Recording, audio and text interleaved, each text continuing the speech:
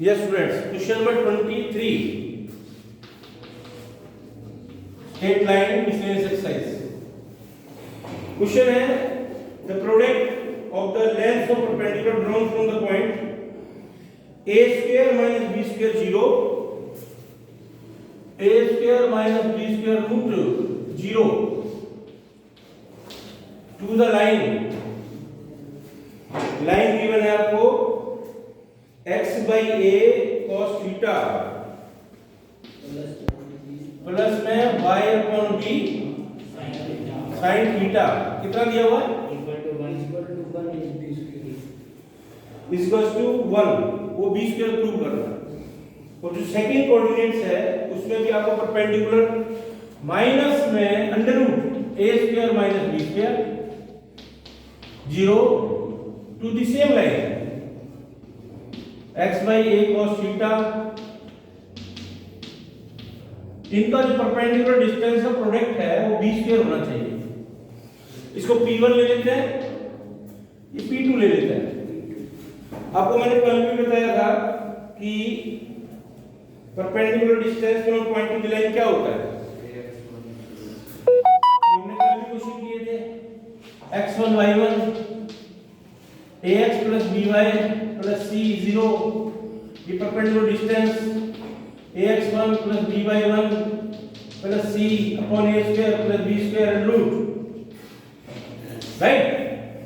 अब ध्यान से देखिए perpendicular distance, first of all we find out p1 क्या आएगा ax1, x1 ये है a ये है, तो आप क्या लेंगे, जो x का कोएफिशिएंट है वो a होता है ना, क्या आएगा यहां से cos theta by a square minus b square root x1 हो गया प्लस b माइनस 0 इनटू में sin theta by b ax1 plus b/1 और क्या होता है प्लस में c। अब c का ये इसको इधर ले आइए आप, क्योंकि जो हमारी लाइन होती है ना वो ये ax plus by plus c equal to 0, उधर 0 होता है, कांस्टेंट को इधर शिफ्ट कर दो तो प्लस c मॉड अपॉन में a square plus b square, a square plus b square, समझ में आ गया अंडर रूट। तो इसको थोड़ा सिंपलीफाई करें अगर अपन तो क्या आएगा, ये तो 0 हो जाएगा, यहां से आएगा a square minus b square under root by a cos theta और माइनस 1, ठीक है मॉड अपॉन में देखो cos square theta a square plus sin square theta b square under root. अब आप इसी तरह से p2 फाइंड आउट करिए, p2 वो डिस्टेंस वहां से कितना आएगा बोलो, ax1 सेम वे माइनस में, ठीक है ना, प्लस में sin थीटा b 0 माइनस 1, ठीक है, और क्या आएगा अपॉन में a square plus b square same way cos square theta by a square sin square theta by b square और रूट।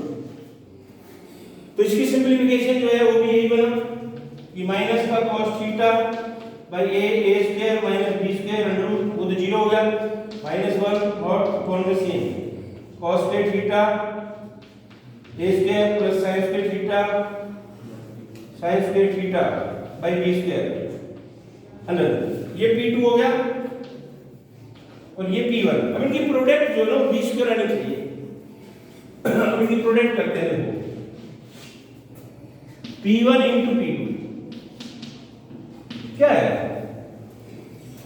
फर्स्ट ये ले लो, ये क्या है a square minus b square root upon a cos theta minus 1 upon में ये cos square a square sin square b square root into product में ये करो क्या minus cos theta by a square minus b square root -1 okay, इनकी product करो upon में cos square theta by a square sin square theta by b square under root। Product करिए ऊपर दोनों में प्रोडक्ट करो। आपको क्या दिखाई दे रहा है? एक चीज पर देखना तो अगर ध्यान से तो इसे माइनस कॉमन ले लिया जाए इसमें से तो a plus b minus b का आइडेंटिटी लग जाएगी। माइनस कॉमन ले लो, ले लिया, ये पॉजिटिव हो जाएगा दोनों। अब ये बना a minus b a plus b, a minus b a plus b क्या? a square minus b square, a square minus b square लगाइए, रूट हट गया, a स्क्वायर हो गया a स्क्वायर, क्या आएगा? cos स्क्वायर माइनस 1 अपॉन में देखिए ध्यान से, अंडू हट जाएगा, सेम क्वांटिटी है। क्या आया? क्या यहां से ध्यान समझना, यहां से देखो cos square theta by a square plus में sin square theta by b square. अब आप क्या कर सकते हैं? ऊपर एलसीएम ले सकते हैं, एलसीएम लीजिएगा। क्या है एलसीएम? a स्क्वायर, बोलो क्या है? a square cos square theta minus में b square cos square theta minus में a स्क्वायर होगा ना, क्लोज ब्रैकेट, और अपॉन में एज इट इज जो है ऐसे रहने दो, cos square theta a square sin square theta b square. अब आप क्या करें? ये मैच कर दो ये दोनों आपस में, समझ में आया? इसमें से क्या कॉमन ले लें? माइनस a स्क्वायर, क्या कॉमन ले? बाहर तो माइनस है ही, बाहर माइनस है, माइनस a स्क्वायर कॉमन लेने से ये बन जाएगा 1 minus cos square theta minus में b square cos square theta. ठीक है, ये है अपॉन में क्या है? अपॉन में पूरे का अपॉन ऊपर क्या है? a स्क्वायर, क्या है? a स्क्वायर, और यहां क्या है? cos square theta cos square sin square theta by b square. हाँ, हमने उसमें से क्या किया था? a स्क्वायर कॉमन लिया दोनों में से, माइनस a स्क्वायर, और वो क्या बन गया? ये क्या बन गया? sin square. क्या बन गया? sin square. ये बाहर माइनस दिखाई दे रहा है, इसका भी यूज कर लो, दोनों पॉजिटिव हो जाएंगे। तो उसको लिख दो a square sin square plus b square cos square पर अपॉन में a स्क्वायर। क्लियर? समझ में आ गया सभी को?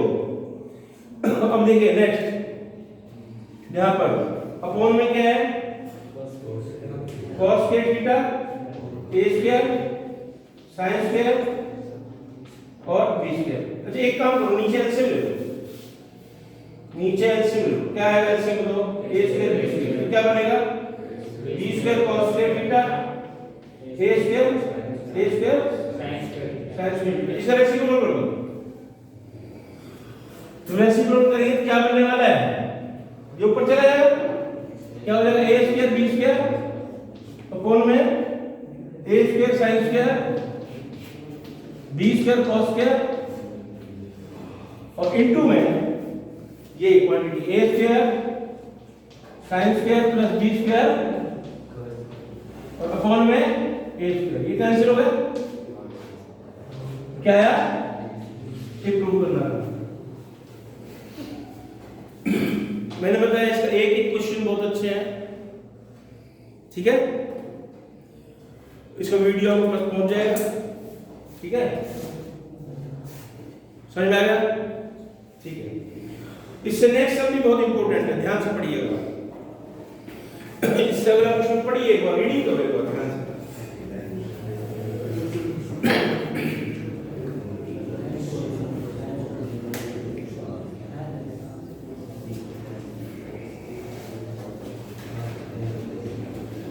इसे नेक्स्ट हम लोग पढ़ेंगे।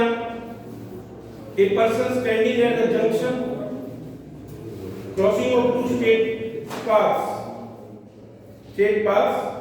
by the equation that are given, and he wants to reach the path whose equation is given in the least time. कम से कम टाइम में पहुंचना चाहता है। ध्यान दें, क्वेश्चन नंबर 24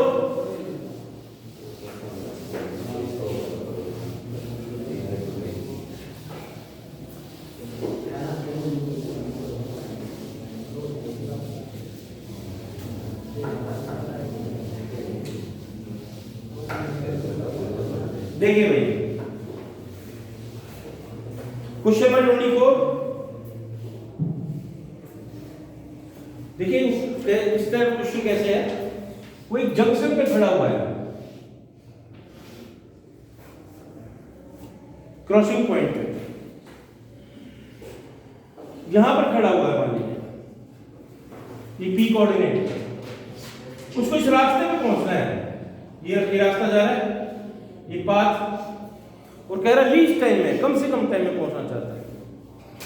ये जो है जंक्शन, इनकी इक्वेशन उसने गिवन है, इसकी दोनों की इक्वेशन उसने दी हुई है क्या, 2x - 3y + 4, 2x - 3y + 4 = 0। अच्छा इसकी क्या दी है, 3x + 5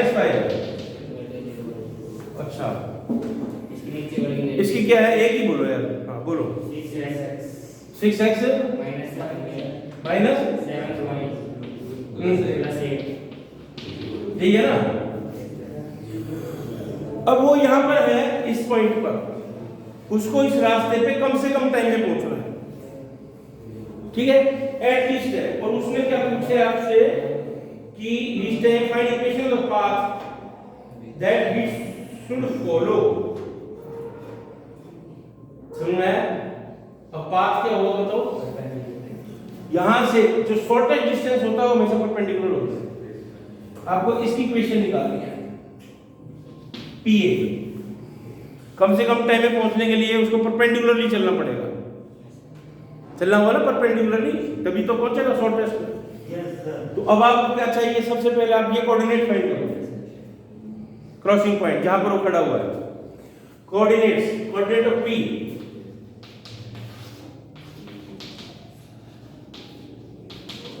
ऑफ पी वो क्या होंगे, दोनों को सोल्व कर दो। 2x इंटरसेक्शन पॉइंट निकालना मतलब आपको, ये इक्वेशन है और सेकंड ये है, एलिमिनेशन मेथड लगाओ, क्या उसको 3 से प्रोडक्ट कर दो, इसको 2 से, क्या आएगा 6x माइनस में 9y + 12 = 0, इसको 2 से कर दीजिए, सब्ट्रैक्ट कर दीजिए 17, और कितना है भाई 22 70, राइट ना। अब x फाइंड करो, क्या -3/17, वेरी गुड, बहुत अच्छे, यहां पर पुट कर दो, कर दिया कि सब्स्टिट्यूट कर दिया, 66/17 कितना है यार,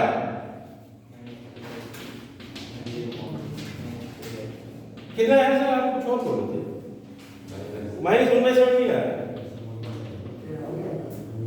-1/17 22/17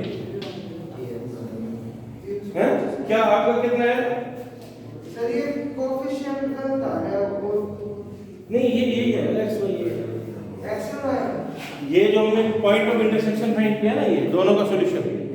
अब आपको परपेंडिकुलर, देखो आपको इसकी इक्वेशन चाहिए, इसकी इक्वेशन कैसे आएगी, ये लाइन जो है इसका परपेंडिकुलर है, इसका स्लोप निकालो, जो इसका स्लोप होगा उसका नेगेटिव स्लोप इसका हो जाएगा, तो slope of given line, given path, जो ये लाइन जिसके अकॉर्डिंग है कितना है, इसका स्लोप निकालो, क्या आएगा minus coefficient of x upon y 6/7, और स्लोप ऑफ रिक्वायर्ड लाइन क्या हो जाएगा, नेगेटिव रेसिप्रोकल। अब आप इक्वेशन निकालो, इस लाइन का अपने पास स्लोप है, ये जिस पॉइंट से पास हो रही है पॉइंट भी अपने पास है, इक्वेशन क्या आएगा इसका, इक्वेशन ऑफ रिक्वायर्ड लाइन क्या है, y - y1 m × x - x1, ठीक है। सोल्व कर दो इसको। क्या पहले आप 17 एलसीएम ले सकते हो, 17y माइनस 22, यहाँ पर भी ले सकते हो 17 एलसीएम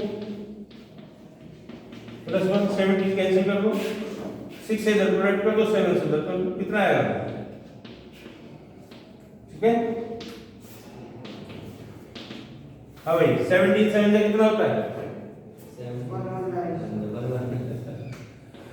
टेबल भूल गया बच्चा है, -7 ले लिया है, इसको इधर ले आइए,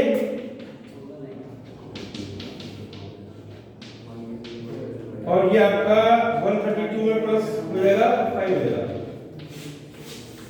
दिस इज द इक्वेशन, ये उस पाथ की इक्वेशन है जिस पर इसको चल रहे हैं।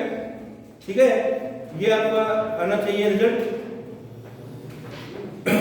ठीक है, 119 x 102 y 0